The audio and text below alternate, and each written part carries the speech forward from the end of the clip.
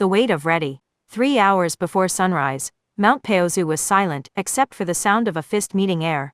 Gohan moved through the last third of his morning forms in the clearing behind the house, dark with sweat, breath measured into 4-count intervals, out of a habit older than his marriage. Overhead, the stars hadn't yet surrendered to the coming light. He didn't need to see well to do this. He'd done it enough that his body had stopped asking his mind for directions. He was not thinking, particularly, about anything. That was the point of the early hours, to let the drills empty him out before the day filled him back up with lecture notes and grading and a 4-year-old who insisted on inspecting his key signature every morning like a customs officer. But underneath the emptiness, the way a river has a bed even when the water runs clear over it, was the same shape it had always been. 10 days. A ring of dust and a crowd of people who trusted him. A boy standing where his father should have been standing. Because his father believed the boy was ready, and the boy had wanted, for one unforgivable second, to make Cell suffer instead of simply ending him. Gohan didn't replay the memory anymore. He didn't have to. It had stopped being a memory a long time ago and become something closer to a compass heading, the direction he checked himself against, quietly. Every single day, without ever quite calling it grief, he finished the set, exhaled, and let Super Saiyan 2 settle over him for the last 10 breaths the way another man might finish a run with a cool-down lap. The gold didn't flare or roar. It simply arrived, familiar as his own hands, and then it left again just as quietly. By the time he'd showered and dressed for the university, Piccolo was already sitting cross-legged on the roof, the way he had been most mornings for the last 11 years. "You're pulling the second strike a hair," Piccolo said, without opening his eyes. "Left side." "I know," Gohan said. "I'll fix it tonight." "You said that yesterday?" "I fixed it a hair less yesterday than the day before." "That's how it works, Piccolo." Gohan straightened his tie in the reflection of the kitchen window. "You could just say I'm doing fine." "You're doing fine," Piccolo said, in the exact tone of a man conceding nothing. Then, quieter, "You slept 4 hours." "I slept enough." Piccolo didn't answer that, because they both knew what he meant by it, and neither of them especially wanted to spend the morning on it. It wasn't the first time. It wouldn't be the last. Piccolo had watched this particular boy grow into this particular man across 17 years, and if he had opinions about what that man had built himself into, he mostly kept them to the register of a raised eyebrow and a corrected stance. At Orange Star University, where he'd been offered a permanent chair in high-energy physics the year Pan was born, his colleagues knew him as the mild, precise young professor who wrote careful notes in the margins of undergraduate exams, and never seemed to raise his voice at a rowdy lecture hall, not the golden-haired figure who occasionally cleared debris from a falling satellite out of the morning sky, and made it back for the 10 o'clock seminar, with damp hair, and a quiet apology about traffic. He'd never told them the two things were the same discipline, applied twice. If anyone had asked how a man could be that unhurried at a lectern, and that exacting in a war zone, he might have told them it was the same reason. Precision, wherever you put it, was a form of respect for the people depending on you to get it right the first time. Inside, Videl was buttoning Pan into a sweater that Pan was doing her level best to escape. "Daddy, are you gold today?" Pan asked, twisting to look at him upside down from her mother's grip. "Not right now," Gohan said, crouching to her eye level. "Do you want me to be?" "Yes, maybe this weekend?" He kissed the top of her head. She smelled like syrup, and the sunscreen Videl insisted on even in autumn. "I've got school today. Big kid school. I teach, remember?" "Boring," Pan said, with total conviction. Videl caught his eye over their daughter's head. A look she gave him some mornings. Not quite a question. Not quite a warning. Something that had lived in the space between them since before they were married. She didn't ask him to stop. She'd decided a long time ago, back when he'd told her plainly what the training was for, and what it had cost him not to have it, that she would rather share her life with the version of him who slept 4 hours and came home in one piece than the version who slept 8 and might not, someday, come home at all. It didn't mean the arrangement was free. She still noticed the mornings his eyes were rimmed red. She still put her hand flat against his back some nights, not asking him to explain, just checking that the shape under her palm was breathing evenly. "Home by 6, she said. "Home by 6, he agreed, and meant it the way he meant everything, as a small vow inside the larger one, kept because keeping small vows was how a person proved they could be trusted with the large one. Goku found him grading papers on the back porch 2 weeks later, boots up on the railing, red pen in hand, and didn't bother with a greeting beyond dropping out of instant transmission 4 feet away and saying, "Whis says the multiverse might get erased." Gohan didn't look up from the paper. You want to lead with something a little gentler next time. Would it have changed your answer? No. He capped the pen. When do we leave? Something crossed Goku's face. Not quite surprise, because he'd learned a long time ago to stop expecting Gohan to be surprised by anything. But something adjacent to it. A small recalibration. The kind a man makes when a door he expected to have to push turns out to already be open. You're not going to ask what it is first. I'll ask on the way, Gohan said, standing and rolling his shoulders. Is it a tournament? Yeah, actually. Then it's a tournament. The stakes are apocalyptic, and you need 10 of us. Gohan folded the stack of papers into a neat rectangle, and tucked it under a rock on the railing. A habit from before this house had ever owned a paperweight. You could have led with that instead of erasure. I'd have said yes just as fast. Goku grinned, the specific grin he wore when a fight was real and near, and he no longer had to pretend otherwise, and for a second the two of them just stood there in the quiet of the porch. 20 years and a whole world of choices removed from the last time this exact configuration of people had stood in a yard discussing whether the planet needed saving. You didn't stop, Goku said. It wasn't quite a question. No, I used to think you would. Your mother used to think you would. Everybody used to think you'd put the G away, and that'd be that. Goku said it without judgment, the way he said most things. Like a man reporting weather. You didn't though. No, Gohan said again. And this time he let a little more of it show. Because there wasn't much point hiding it from the one person who'd have understood the reasoning before he finished the sentence. I used to think the fighting was the thing I was supposed to want. Like you. I spent a long time embarrassed that I didn't want it the way you do. He looked out at the tree line. At mountains that had stood there through Raditz and Frieza, and Cell without moving an inch. It took me a while to figure out I didn't need to want it. I just needed to never again be in a position where wanting it, or not wanting it was the reason someone I loved got hurt. Goku was quiet for a moment, genuinely quiet, not the performative pause of a man, waiting for his turn to talk, but the real thing, turning it over. That's not the same as what I do it for, he said finally. No. Gohan agreed. It's really not. Neither of them treated that as a problem to be solved. It hadn't been, in a long time. It was simply, at this point, a settled and mutual fact about the two of them.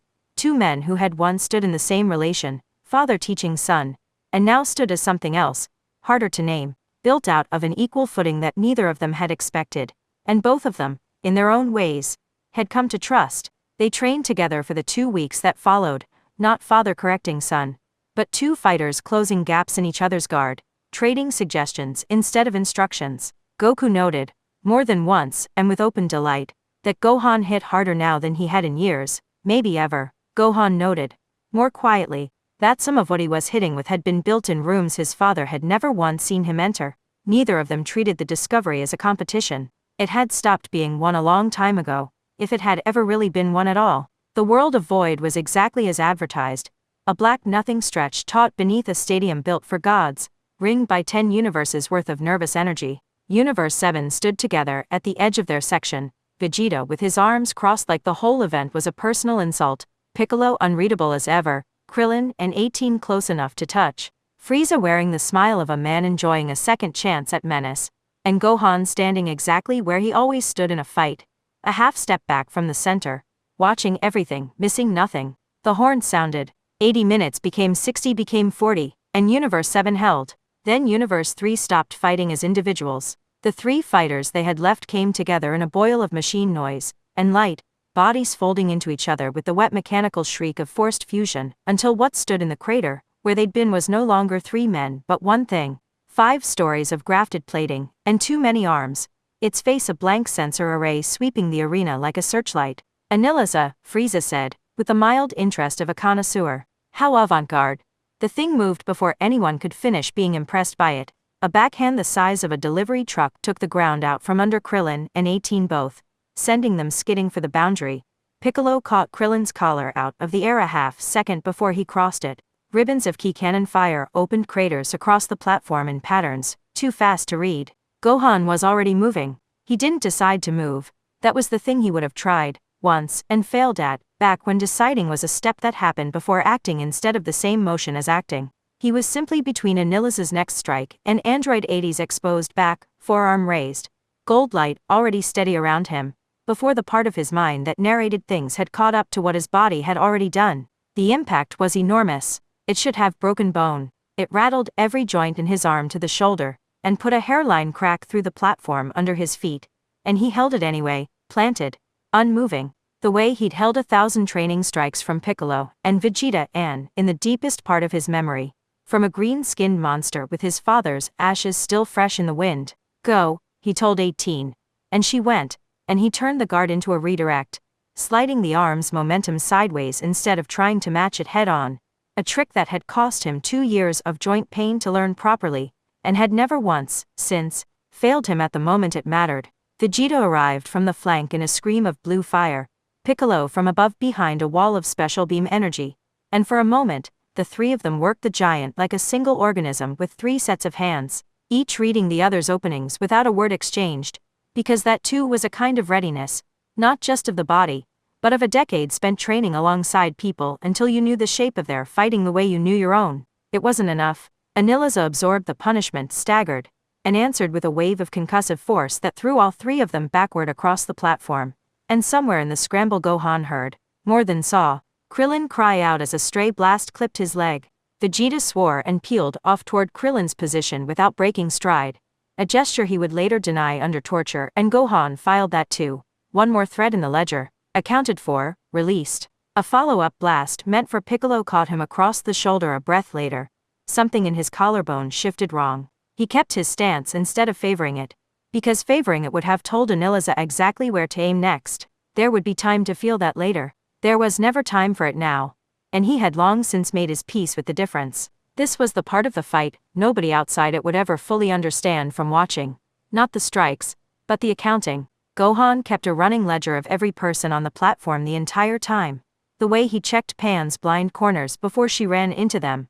The way he scanned a room before Videl walked through a door. Not paranoia, just a discipline so old it no longer had a name in his own head. Krillin down but breathing. 18 clear. Frieza conserving. Piccolo favoring his left side. Goku landed beside him, breathing hard, blue light guttering at the edges from strain. It's not slowing down, Goku said. It's not thinking either, Gohan answered. It's 3 minds trying to steer one body. It overcorrects. He watched the giant wind up another strike, and something in the pattern clicked into place the way a proof clicks, after an hour of staring at the wrong variable. There, after the wide swing, there's a half second where it has to recenter its mass before it can throw the follow-up. That's the only opening it has. How long is a half-second window worth to you? It wasn't worth anything to me once, Gohan said, and for once let the old weight surface plainly in his voice, not as an apology, just as a fact laid on the table between them. I'm not going to waste it twice. Goku looked at him for exactly as long as it took to understand what wasn't being said, and didn't need to be. And then he grinned the grin that meant he'd already decided, and said the only thing either of them needed to say next. Together then, they didn't discuss the form. They'd only ever done it once, 17 years, and 1 funeral ago, and neither of them had touched it since, not out of superstition, exactly, but because some things you don't reach for casually. Gohan dropped into the stance without thinking about it, palms cupped low at his hip, and felt his father settle into the mirror of it beside him without needing to be asked. The 2 of them lit gold and blue, close enough that their auras overlapped and hissed against each other like 2 currents meeting. Aniliza wound up its wide swing. Me. The half-second arrived exactly where Gohan had said it would. Me. Goku's voice slotted into his like it had never stopped, like 17 years hadn't happened, like the 2 of them were still standing in a dust bowl with everything in the world writing on whether a boy could stop flinching from what needed to be done. This time, nobody flinched. The beam that left them wasn't 2 attacks braided together so much as 1 attack spoken by 2 mouths, gold and blue folding into a white so total it erased the giant's silhouette before the sound of impact even arrived.